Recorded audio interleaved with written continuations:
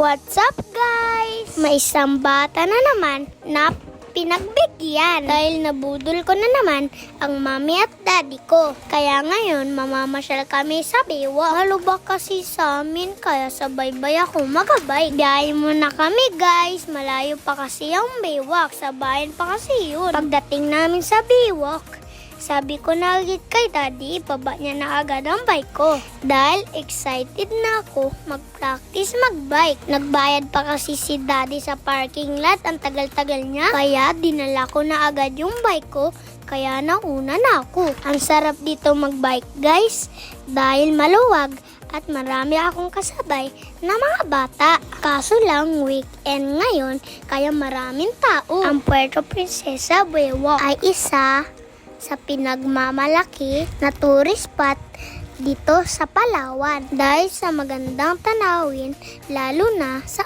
umaga. Marami ding tao na nabibigyan ng hanap buhay dahil marami nagtitinda dito ng mga pagkain, laruan at mga pasalubong. Ang mga bata pwede din mag-arkila ng bike dito.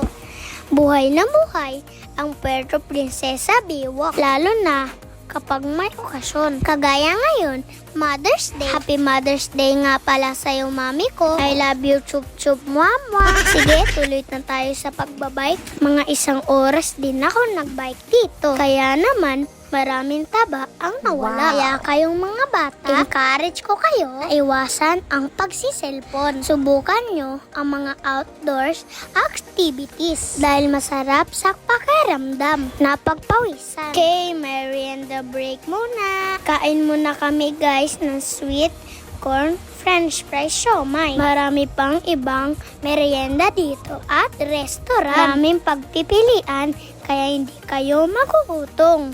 Aba, nakita ko pa si Robotic Green Man. Okay, babalik sa pagbabike para matunaw ang kolesterol